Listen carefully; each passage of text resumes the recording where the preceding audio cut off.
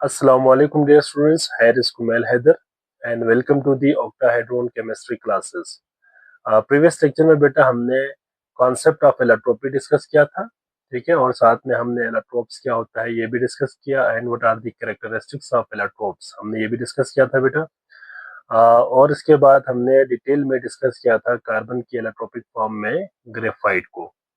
Graphite क्या है, उसकी स्ट्रक्चर क्या होगी और साथ में हमने कैरेक्टरिस्टिक्स को डिस्कस किया।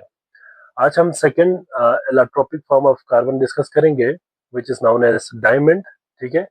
और इसमें भी हम पहले डायमंड क्या होता है, इसके बाद इसके अंदर एटम्स की अरेंजमेंट कैसे होंगे कार्बन एटम्स की, और साथ में हम इसमें देखेंगे कि what is the structure of the diamond and the characteristics of the diamond. So start करते हैं बेटा। डायमंड क्या है, याद रखिएगा बेटा, डायमंड एक क्रिस्टलाइन एलाट्रोप्स होता है कार्बन का, ठीक है। ये कार्बन की क्या होती है बेटा, क्रिस्टलाइन एलाट्रोप। आपको पता है कि क्रिस्टलाइन सॉलिड्स में क्या होता है, जो एटम्स होते हैं या पार्टिकल्स होते हैं उनकी एक रेगुलर थ्री डायमेंशनल अरेंजमेंट होती है, उनको हम कहते हैं क्रिस्टलाइन सॉलिड। तो यहाँ पे डायमंड भी क्या है बेटा, क्रिस्टलाइन सॉलिड है। सो पहला पॉइंट हम क्या लिखेंगे बेटा, diamond, diamond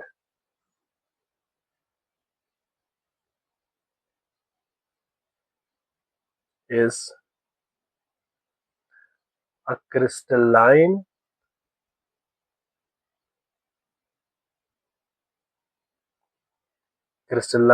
allotrope of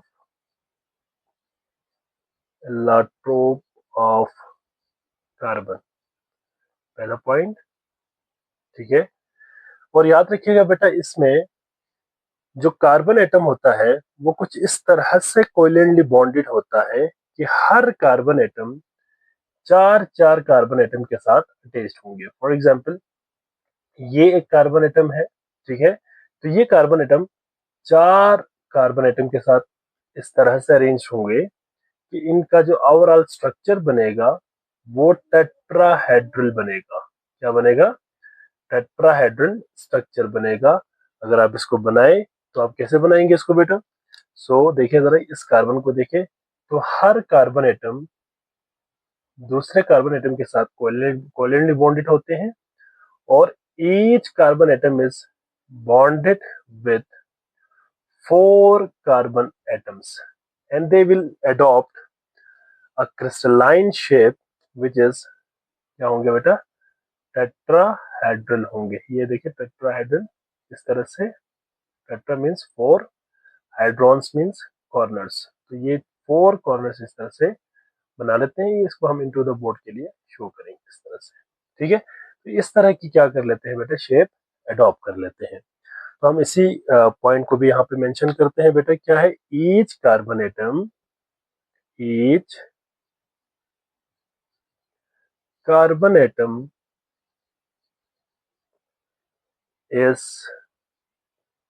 covalently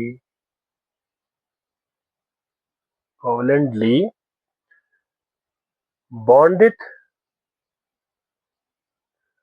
bonded with how many carbon atoms beta, four other carbon atom carbon atom to form a tetrahedral shape, tetrahedral shape। अब याद रखिएगा बेटा, इस टेट्राहेड्रॉन स्ट्रक्चर को अगर आप गौर से देखें तो हर कार्बन एटम मजीद चार चार के साथ जुड़ता है, और जब ये थ्री डायमेंशनल एक कंपैक्ट अरेंजमेंट बनाती है तो फिर क्या होगा बेटा, ये जो डायमंड है वेरी रिजिड और हार्ड मटेरियल बन जाता है, जिसका मेल्टिंग पॉइंट बहुत ज्यादा हाई होती है, ठीक है। सो इस पॉइंट को हम यहाँ पे लिखते हैं, this tetrahedral three dimensional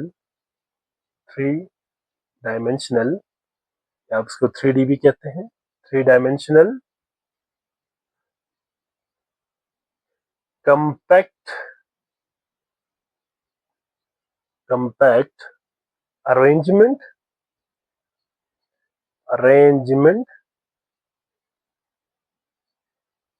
of carbon atom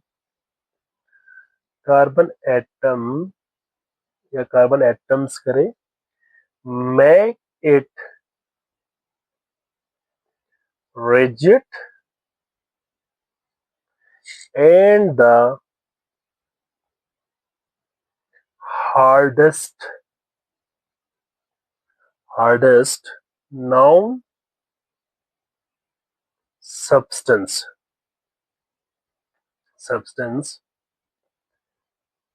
with high melting point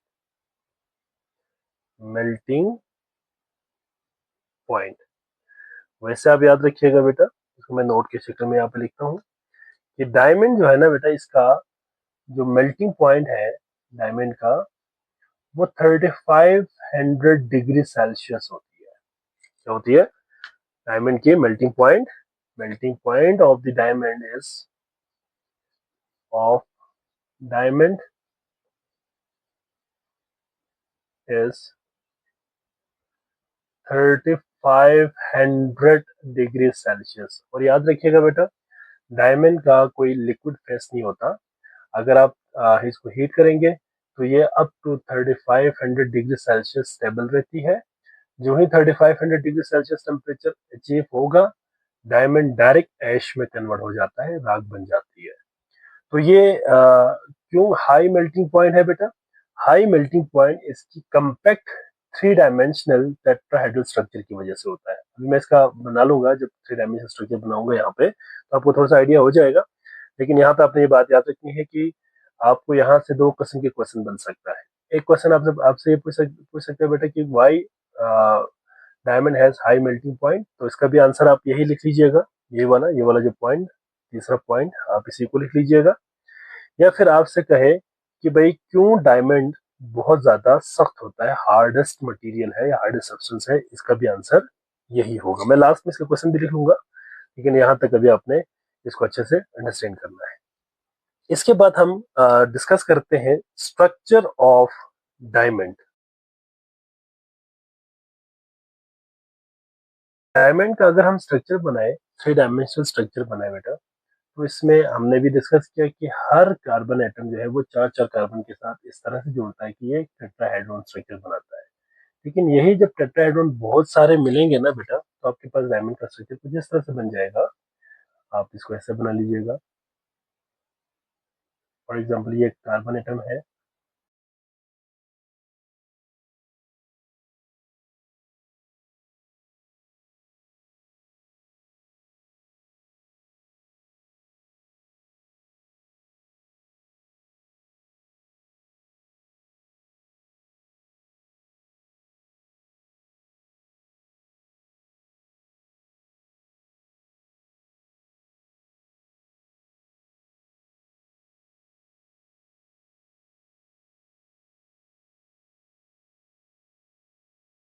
इस तरह से आप इसका स्ट्रक्चर बना सकते हैं। ठीक है, तो यहाँ पे मैंने एक 3 डायमेंशनल बनाने की कोशिश की है। इसमें हर कार्बन एटम मजीद फर्दर जो है ना बेटा, इसी तरह से मजीद जुड़ता जाएगा और ये क्या करेंगे बेटा, एक 3 डायमेंशनल कॉम्पैक्ट स्ट्रक्चर बनाएगा। मतलब यहाँ पे आपने एक चीज ध्यान रखनी है कि हर कार्बन एटम 4 4 कार्बन एटम के साथ जुड़ता जाएगा। ठीक है, तो ये इस तरह का एक स्ट्रक्चर बनाता है 3 डायमेंशनली, और लगता है ऐसा जैसे कि ये हेक्सागोनल स्ट्रक्चर बनाया है। ठीक है, लेकिन यहाँ पे हर कार्बन एटम टेट्राहेड्रली अरेंज्ड है, ओवरऑल हेक्सागोनल यहाँ पे स्ट्रक्चर आपको नजर आ रहा होगा। ठीक है, तो बहुत सारे इस तरह के स्ट्रक्चर्स मिलके आपके पास डायमंड बन जाता है। बहुत सारे कार्बन एटम्स इस तरह से अरेंज होके डायमंड का स्ट्रक्चर बन जाता है। तो this is the structure of diamond. इसका एक स्क्रीनशॉट ले लें, इसके बाद फिर मैं आपको इसकी करेक्टरिस्टिक्स करवा देता हूँ। नेक्स्ट है कैरेक्टरिस्टिक्स ऑफ डायमंड। ठीक है, अब हम इनकी कैरेक्टरिस्टिक को 1 बाय 1 डिस्कस करेंगे।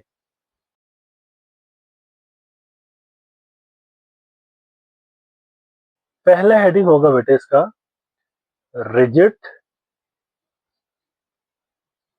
And hard.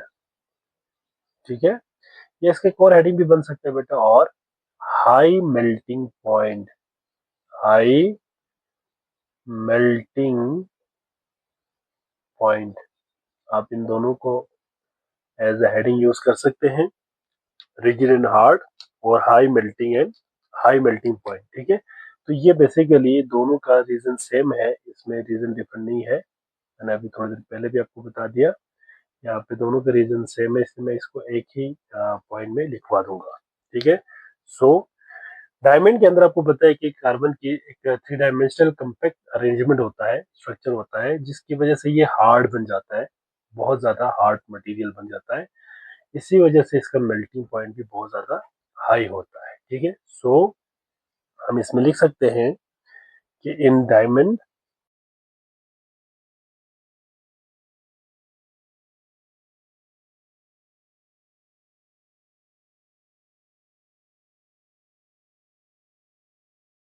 तो डायमंड में बेटा आपने याद रखनी है, in diamond three-dimensional compact arrangement of carbon atom make it rigid and the hardest known substance with high melting point। तो ये पहली फर्स्ट कैरेक्टरिस्टिक है बेटा, इसमें आपने याद रखनी है, ये फर्स्ट कैरेक्टरिस्टिक है। और इसके बाद सेकंड जो कैरेक्टरिस्टिक है बेटा वो क्या है, non conductor. As we know that the electrical conductivity जो है ना बेटा किसी भी सब्सटेंस की, वो या तो फ्री इलेक्ट्रॉन की वजह से होता है या फिर फ्री आयंस की वजह से होता है। अब आपको पता है कि डायमंड के अंदर कार्बन के चारों वैलेंस इलेक्ट्रॉन यूज हो जाता है बॉन्डिंग में, तो इसके पास कोई फ्री इलेक्ट्रॉन नहीं होता। Due to lack of free electron diamonds are non conductor of electricity. तो हम इसी पॉइंट को यहाँ पे लिखते हैं, क्या है,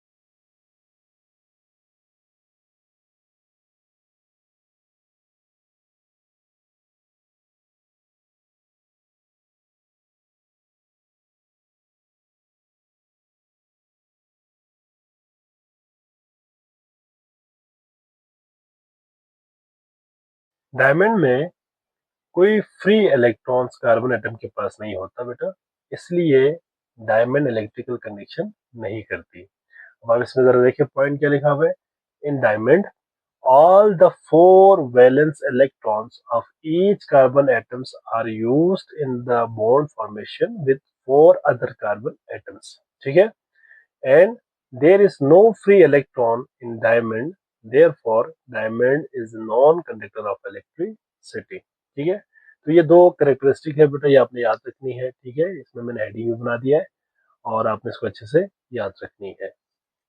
आई होप सो बेटा आप तमाम बच्चों को समझ आ गए होंगे। अगर किसी बच्चे का कोई सवाल है या कोई बात समझ ना आई हो तो आप कमेंट सेक्शन में लाजमी सवाल करें, इंशाल्लाह मैं आपको वहां पे आंसर करूंगा। आगे लेक्चर को हम यहीं पे स्टॉप करते हैं, अपना बहुत सारा ख्याल रखिएगा। अल्लाह हाफिज।